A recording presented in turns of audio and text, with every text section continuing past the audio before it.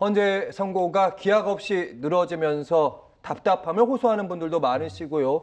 광장에서 밤을 새는 분들도 많습니다. 거기에다가 대내외적인 국정과제를 권한대행 체제로 계속해서 풀어나가는 것이 한계에 맞닥뜨렸다. 이런 분석들도 나오면서 많은 분들이 궁금해하고 있습니다. 이종훈 평론가님, 지난주에도 비슷한 질문 드렸는데 네. 오늘 헌법재판소가 응답할까요?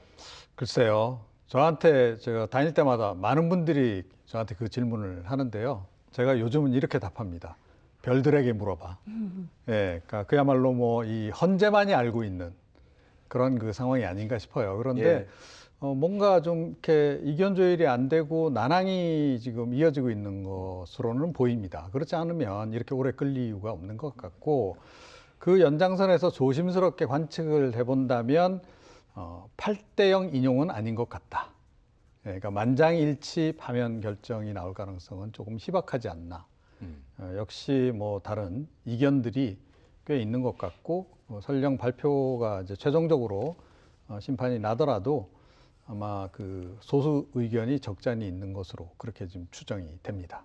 헌법재판소 내에서 8대0이 아니라 뭔가 서로 의견이 다른 것 같다, 이런 말씀. 최진봉 교수님, 지난주에 저랑 말씀하시면서 이렇게 얘기해 주셨어요. 받은 글, 정보지 이런 거 믿지 말고 차분하게 가져가라. 그렇죠. 예, 머리는 이제 차분한데 예. 가슴이 차분하지 그렇죠. 않아요. 모든 지금 뭐 앵커가 말씀하신 것처럼 모든 국민들이 그런 답답한 심경일 거예요.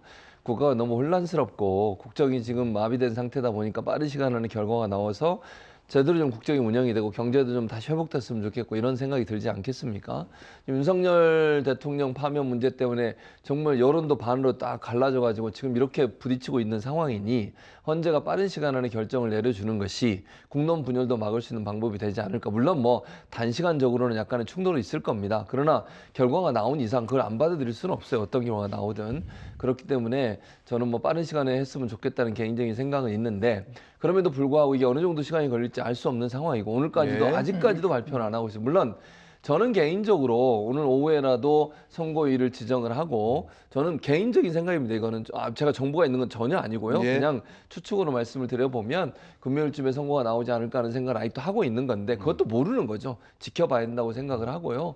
아마 이제 이렇게 늦어지는 이유는 저는 개인적으로 8대0이라고 하는 인용은 거의 이제 결정됐을 거라고 생각하고요. 왜냐하면 헌법재판관들이 재판관 생활을 30년 이상 하신 분들이에요. 헌법에 위배되냐 안 되냐만 보면 되는 거기 때문에 이게 복잡한 문제는 아니라고. 다만 윤석열 대통령이 있어서 여러 가지 문제를 제기했지 않습니까? 그 제기된 문제들을 결정문에 다 답변을 달아야 돼요. 그래야 불복을 하거나 아니면 승복하지 않는다거나 이런 얘기가 나올 수 없게 만들어야 되거든요. 그러다 보니까 아마 이것도 다 결정문의 한 뭐 표현들도 전부 다 평의를 거쳐서 결정을 해야 되니까 어떤 사안에 대해서 쓰고는 있는 거라고 보여집니다. 여기에 예. 약간의 뭐 의견이 다를 수 있다고 생각해요. 근데 그 의견 다름이 기각, 인용 뭐 이런 부분의 의견이 다르다고 저는 보진 않습니다. 그러니까 8대0으로 인용이 되는 것은 이미 결정된 걸로 저는 개인적으로 생각을 하고, 그것도 저는 제 추측이고요.